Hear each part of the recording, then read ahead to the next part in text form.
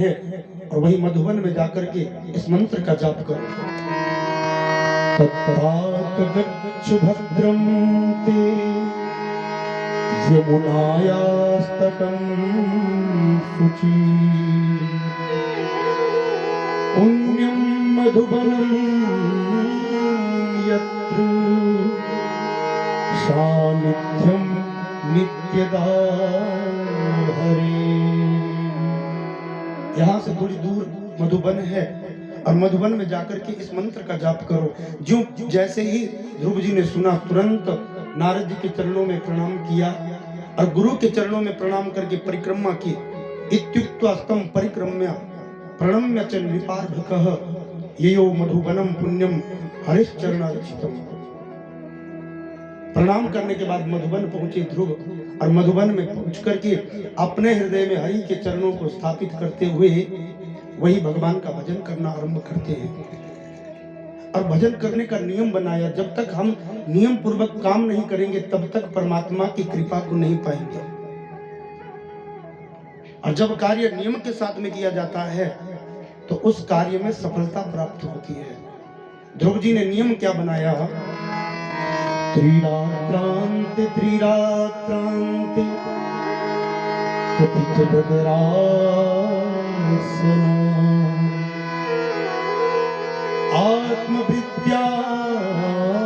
आत्मवृत्त्यानुसारेण मासं अर्चयन् हरिं। त्रिरात्रांते त्रिरात्रांते कपित बदरासन। कहा कि 3 दिन तक 3 रात तक ये बच्चा कुछ भी नहीं लेता है। और जब 3 दिन हो जाते हैं तो 3 दिन के बाद अपने तप से भगवान के नाम से उठता जगता और वन में जाकर केंत के फल मिल जाते, बेर मिल जाते, उनको इकट्ठा करता खाता और फिर 3 दिन तक ओम नमो भगवते वासुदेवाय इस मंत्र को जपता। लेकिन भगवान नहीं मिले।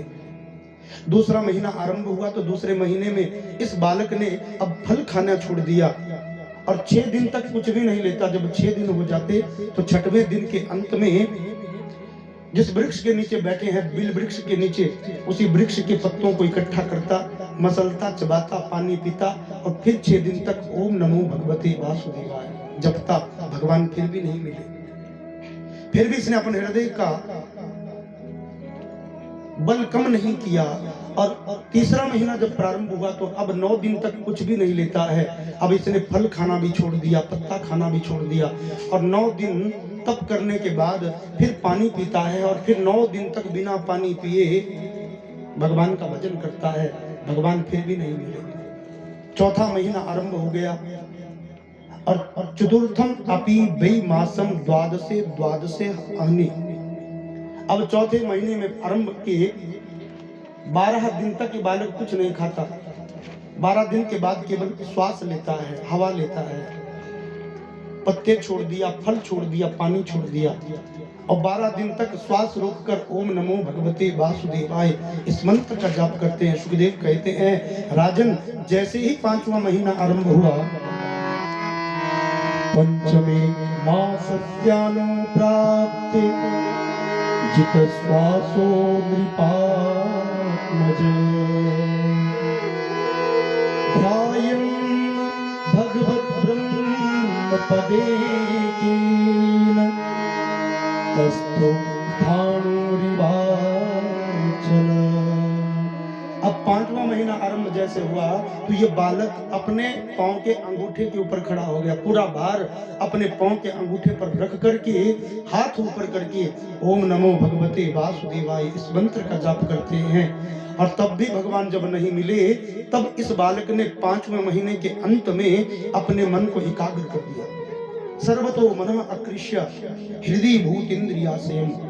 और जब मन को अपने बस में किया तो इसी मन में, इसी हृदय में जिस भगवान को देख रहे थे उसी रूप में भगवान हृदय के भीतर में प्रकट होकर के आ गए। बोले वृंदावन बिहारी लाल की। मन ही मन भगवान का दर्शन हो रहा है। अब श्वास लेना भूल गए। पहले तो 12 दिन के बाद श्वास लेते हैं, अब श्वास लेते ही नहीं। जब ध्रुव जी ने श्वास लेना बंद किया तो सारे जगत के लोगों का श्वास रुकने लगा। मनुष्य देवताओं के पास में पहुंचे और देवता भगवान विष्णु के पास में पहुंचे। तब भगवान कहते हैं कि देवताओं तुम घबराओ नहीं, ये मेरा नन्हा सा भक्त मुझे बुला रहा है और लगता है अब मुझे अपने भक्त के पास जाना ही पड़ेगा। भक्ति में इतनी ताकत है कि जिसके भीतर में भक्ति, दुनिया की कोई ताकत भगवान को उसके पास आने से रोक नहीं सकती। तुरंत ध्रुव महाराज जी अपने मन में जो झांकी देख रहे थे, भगवान आए और ध्रुव जी के सामने प्रकट हो गए, लेकिन ध्रुव जी ने भगवान को देखने के लिए आंखें नहीं खोली। भगवान ने देखा कि इस बालक ने मन ही मन मेरा दर्शन किया है और मन में मेरी झांकी को देख रहा है, और जब तक ये मन की झांकी ओझल नहीं होगी, इसकी आंखें खुलेगी नहीं, और जब तक इसकी आंखें नहीं खुलेगी, मेरा साकार रूप का दर्शन इसको नहीं होगा। तुरंत भगवान ने अपनी माया से अंदर की झांकी को ओझल कर दिया, और जैसे हृदय की झांकी ओझल हुई, ध्रुव छटपटाए, भगवान कहाँ चले गए। जैसे आंखें खोली तो जिस झांकी को मन में देख रहे थे, उसी रूप में भगवान शंख चक्र गदा पद्म चतुर्भुज रूप धारण करके ध्रुव जी के सामने खड़े हैं। बोलिए नारायण भगवान की जय। भगवान जैसे सामने खड़े हो गए, अब ध्रुव जी भगवान को देख रहे हैं, मुस्कुरा रहे हैं, और भगवान अपने लाडले भक्त को देख कर के मुस्कुरा रहे हैं। ध्रुव जी ने हाथ जोड़े, और हाथ जोड़कर ध्रुव जी भगवान से प्रार्थना करते हैं, योऽन्तः प्रविश्य मम वाचमिमां प्रसुप्तां संजीवयत्य अखिल शक्तिधर सुधाम्ना अन्याश्च हस्तचरण श्रवण त्वगादीन् प्राणान् नमो भगवते पुरुषाय तुभ्यम्। ध्रुव कहते हैं, प्रभु आप सर्वशक्ति संपन्न हैं।